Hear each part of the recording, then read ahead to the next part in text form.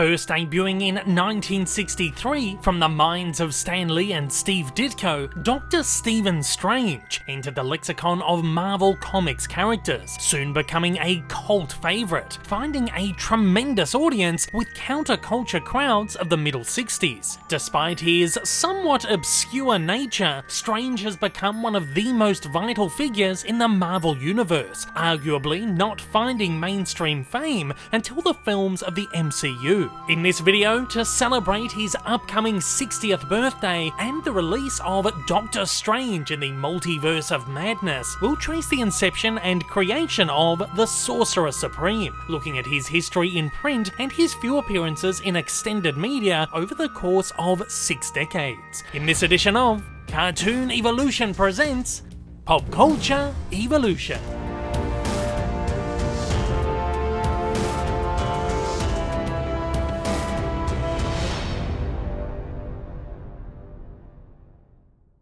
A convenient form of disposable, escapist entertainment during wartime, readers began to turn on the comic books featuring superpowered beings in the early 1950s, and with sales dropping, many publishers were forced to decommission their superhero comics. Timely, soon-to-be Atlas Comics, retired their headliners, the Human Torch, the Submariner, and Captain America, returning to the pulp storytelling that had defined the comics of the early 20th century. In June 1951, alongside a collection of hard-edged publications, Atlas launched shock horror anthology series Strange Tales, which played host to macabre, gruesome, and shocking one-shot stories featuring ghouls, ghosts, vampires, and other ungodly supernatural and extraterrestrial beings. However, the introduction of the Comics Code in 1954 imposed new prohibitions on violence in comics,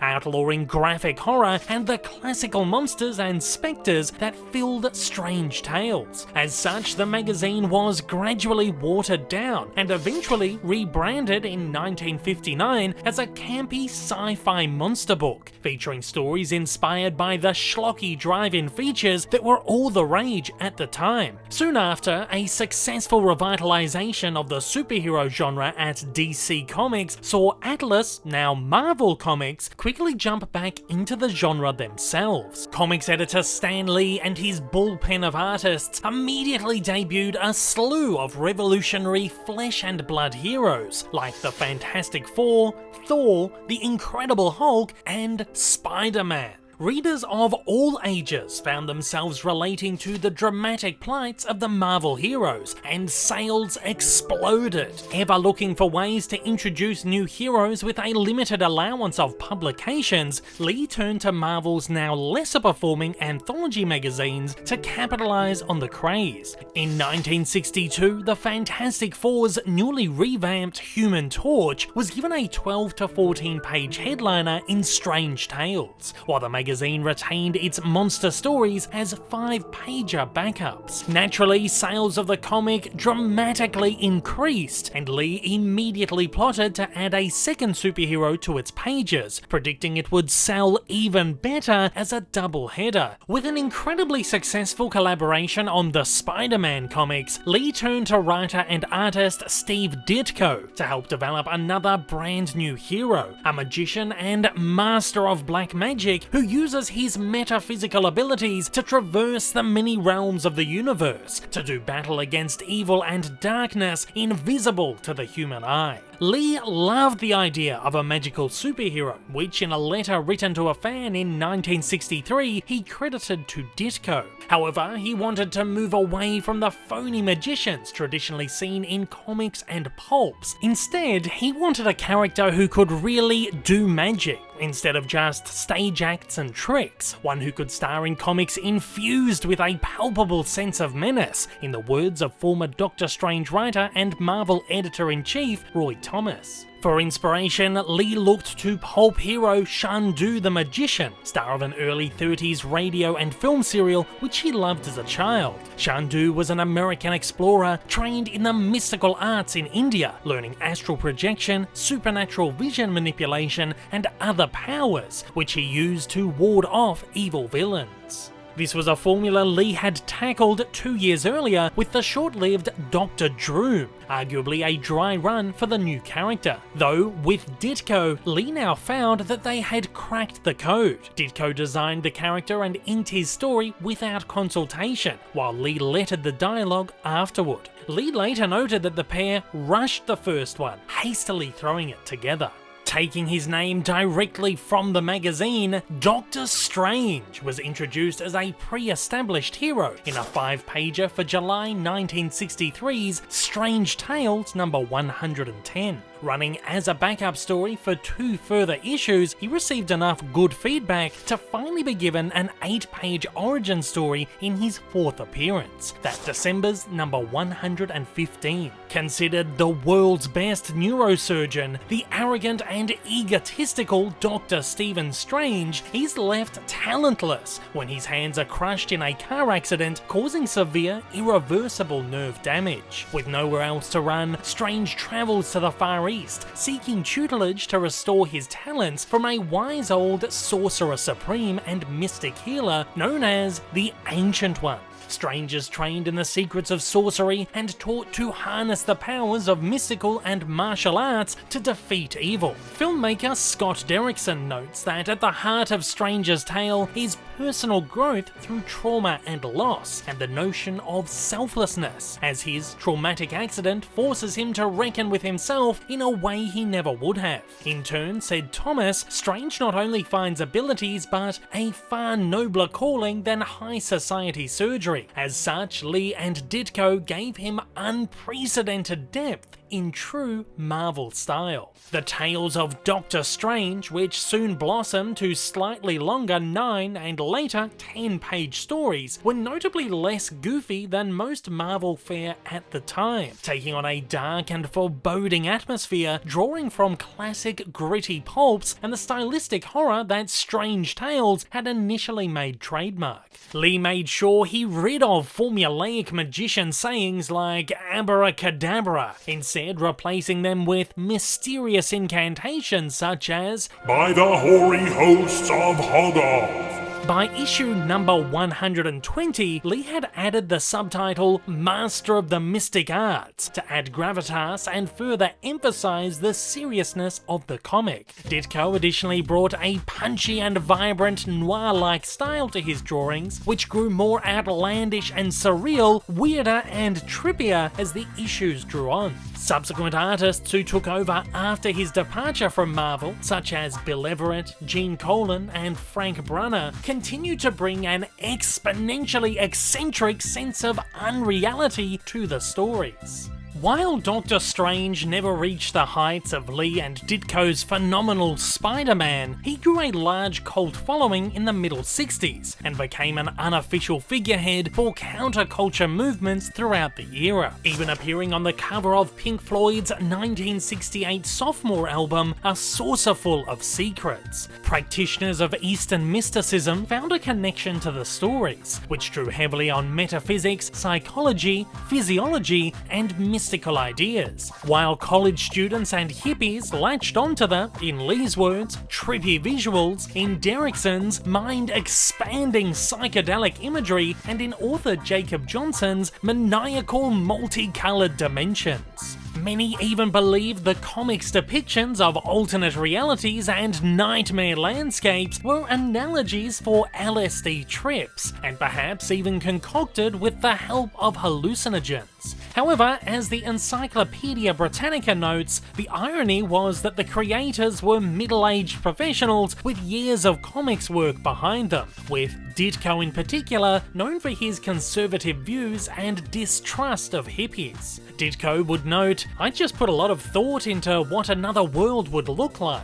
Additionally, historian Bradford W. Wright went so far as to say, with Doctor Strange, the artists remarkably predicted the counterculture movements years before they existed.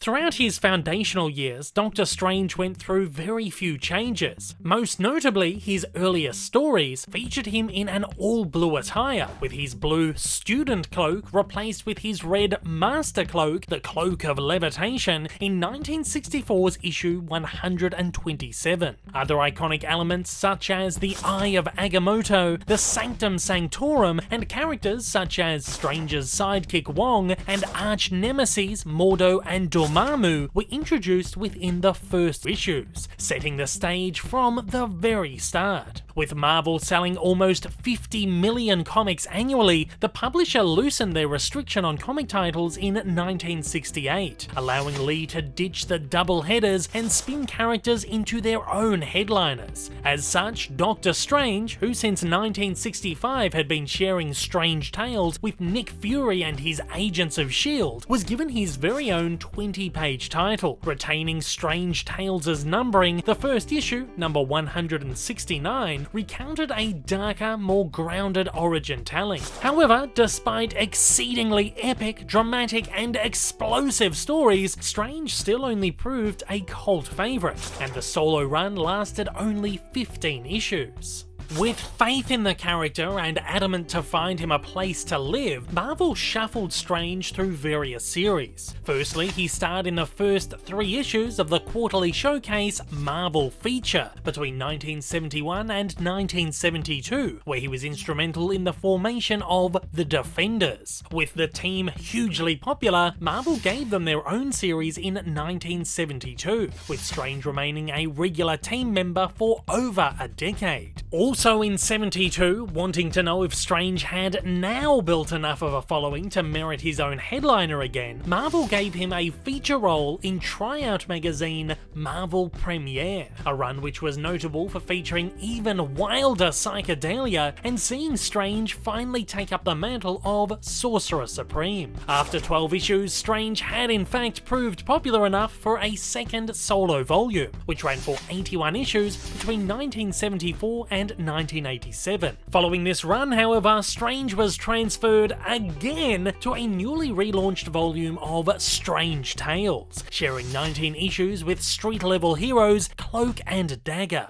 Unlike his more famous contemporaries, Strange's journey into expanded media wasn't as immediate or as lucrative. His very first on-screen adaptation was a 1978 telemovie starring Peter Hooten in the role. For comparison, Spider-Man had seen numerous adaptations since the late 60s. Experiencing incredible success with their 2 Marvel television series, The Amazing Spider-Man and The Incredible Hulk, CBS produced the Doctor Strange Telemovie as a pilot for a potential series, with the narrative charting the character's origin. While the movie utilised some trippy visuals, special effects, and camera trickery, a low budget meant Strange's origins had to be somewhat modified. Instead, the movie saw Dr. Stephen Strange as an expert psychiatric resident who's hunted and recruited by an aging mystic and his assistant to take on the role of Sorcerer Supreme and battle ancient demons and a sorceress. Running at only 93 minutes, Doctor Strange moves at an odd pace. The first half plays out like a medical drama, taking a full 45 minutes to see Strange enlisted into the mystic arts. He then spends less than 15 minutes in his iconic superhero attire. As such, critics panned the movie for being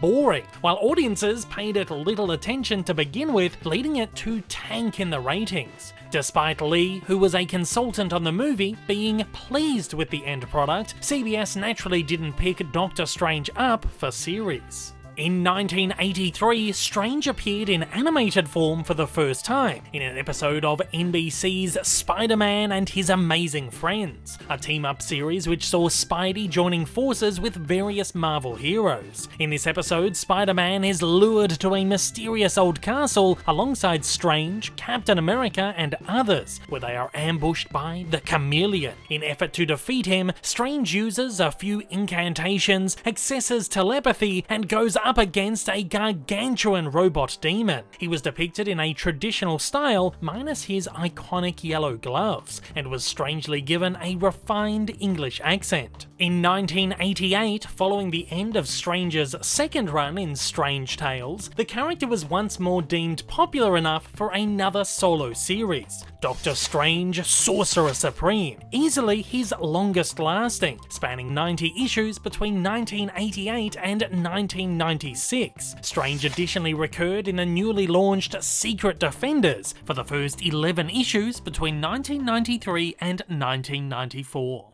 In the early 1990s, genre filmmaker Charles Band gained rights to adapt Doctor Strange, though unfortunately for him, his option expired before filming could commence. Wanting to proceed, however, Band reworked his script to remove all Marvel IP and tweaked the characters. In 1992, Band's Full Moon Entertainment released Dr. Mordrid direct-to-video, a movie which saw the titular character, an age-old wizard, sent to Earth to prevent its destruction from an evil fourth dimension wizard and his demonic minions. On Earth, Mordrid, disguised as a criminal psychologist, searches for alchemical elements, performs the occasional spell and incantation, and even takes brief trips to the magic dimension. The movie sees Mordrid dressed in a very familiar blue robe and cloak, wearing a very familiar amulet, and sporting a very familiar haircut. But hey, he doesn't have a moustache and he isn't a narcissist, so this can't possibly be a ripoff, right? Right? Of course, Dr. Mordrid was a very obvious Doctor Strange ripoff.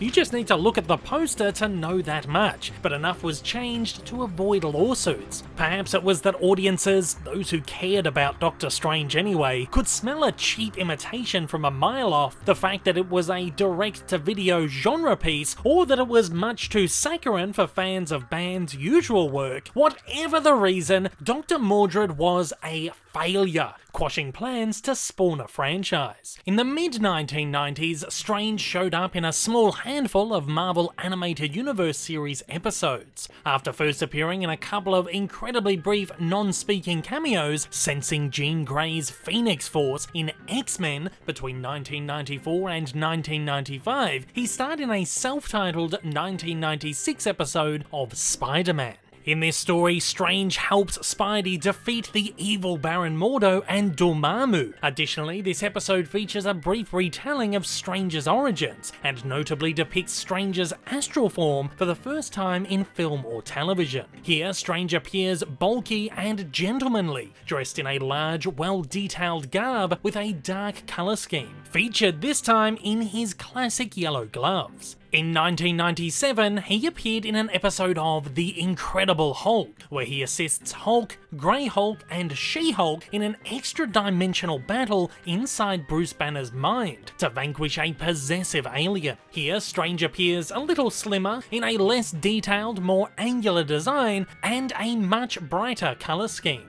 Though Strange didn't have any live-action appearances throughout the 2000s, a very short name drop can be heard in 2004's Spider-Man 2. What are we gonna call this guy? Doctor Strange. That's pretty good. But it's taken.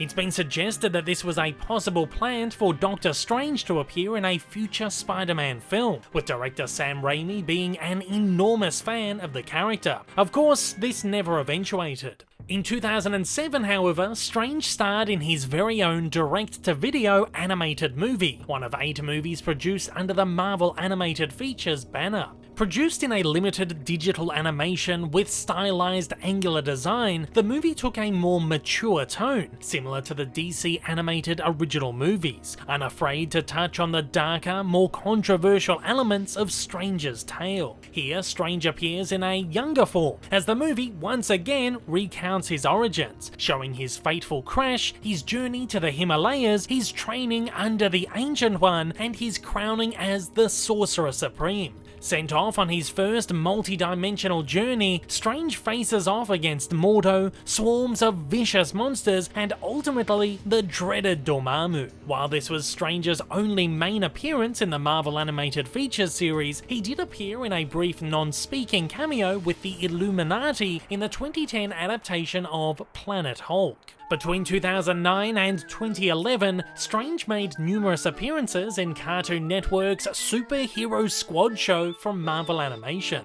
A children's tie-in for the Hasbro toy line of the same name, it was lighter in nature, depicting characters in cartoonish, super deformed designs. A meta action comedy parody, the series often saw a wacky Doctor Strange assisting the Avengers on bizarre adventures, even putting comedic spins on some of Strange's rivals and darker elements. Similarly, Strange regularly appeared throughout the various Marvel Universe series on Disney XD between 2012 and 2019, assisting heroes in multi-dimensional adventures and otherworldly battles. The franchise was designed to capitalize on the ever-exploding popularity of the live-action Marvel Cinematic Universe in its infant years, acting as a sort of animated equivalent featuring interconnecting stories and series and utilizing similar character depictions. However, as Strange had yet to appear in the MCU at the time, his appearances in Ultimate Spider-Man and Hulk and the Agents of Smash saw him take on a much different form,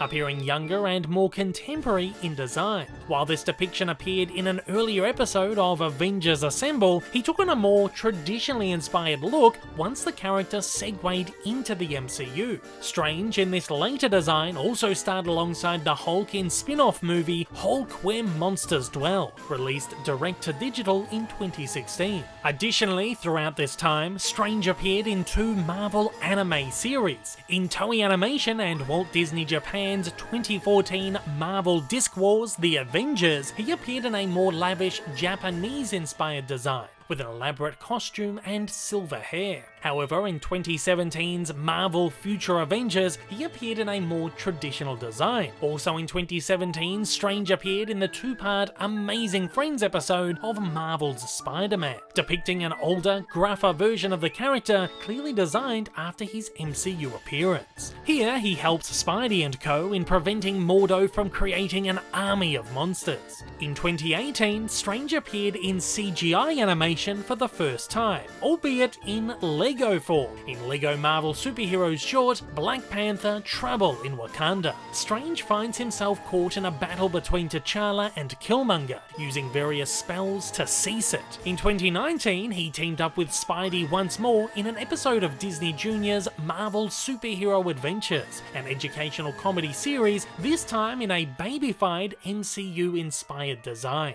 In his episode, Strange uses various incantations to teach Spidey the fun and importance of cleaning. In the mid-2010s, Strange made his official entry into the Marvel Cinematic Universe. Following a passing mention in 2014's Captain America: The Winter Soldier, what targets? Bruce Banner, Stephen Strange, anyone who's a threat. His very own solo origin movie, Doctor Strange, opened in 2016, with the hero portrayed by Benedict Cumberbatch. The film told Strange's origins, remaining incredibly faithful to source, and took a more serious tone than most of the MCU to that point. Strange was specifically introduced to open the magical side of the franchise's universe, and familiarize audiences with concepts such as alternate dimensions, cosmic realms, and the multiverse, much as he had in the comics. Taking in almost $700 million at the box office, it was the most successful single character introduction in the franchise to that point. Following this, Strange cameoed briefly in Thor Ragnarok, assisting Thor and Loki in finding their missing father. Next, Strange entered the grander narrative in 2018's Avengers Infinity War. Alerting the Avengers to the incoming invasion of Thanos, Strange assists Iron Man, Spider-Man, and the Guardians of the Galaxy in taking him down and ridding him of the Infinity Gauntlet, unsuccessfully. When Thanos returns to Earth and finishes his conquest, Strange is one of many who gets snapped into oblivion, and as such only appears briefly during the climax of its 2019 follow-up, Avengers Endgame, assisting the entire Avengers roster. Strange next appeared in 2021's Spider-Man: No Way Home, when Peter Parker asks him to perform an incantation to make the world forget that he is Spider-Man. Accidentally botching it, they cause a rift in the multiverse, shifting villains from other timelines into the MCU. After Spidey traps Strange in the mirror dimension, he later returns to fix the rift. Strange also appeared in multiple episodes of the animated MCU series What If, featuring an alt-reality evil Strange, Strange Supreme, who gains power by absorbing mystical beings, setting the stage for 2022's Doctor Strange sequel, Doctor Strange in the Multiverse of Madness. In one of the trippiest, strangest MCU entries, Strange and other mystical allies traverse the mind-bending and dangerous alternate realities of the multiverse to confront a mysterious new adversary, bringing to the MCU its biggest ever stakes. Notably, the movie finally allows Sam Raimi to take the reins of a Doctor Strange movie, with the character continuing to play a crucial role in the franchise and Cumberbatch assuring us that he's not going away anytime soon. The movies have finally brought Doctor Strange into the mainstream lexicon of Marvel heroes, now well known to even the most casual of audiences. Despite this renewed popularity in the MCU, Doctor Strange remains a relative cult figure in the comics. In recent times, Strange has again struggled to find himself any long-running placement, with any solo series remaining short-lived. Instead, Strange has mainly appeared in team-ups, played crucial roles in major events, and featured in limited series and one-shot specials. Most recently, Strange saw his final chapter in the 5-issue event Death of Doctor Strange, snuffing him from comic pages. However, as we've discovered, Doctor Strange will always find a way to return from the dead, even if only for his beloved cult followers. And at that, I'm throwing it over to you. I want to know, what is your favourite Doctor Strange appearance in the comics or expanded media? Fire away with those thoughts down in the comments below, and while you're there, don't forget to hit that like button and subscribe if you haven't already. If you'd like to check out past Evolution videos, you can watch them via the playlist on your screen.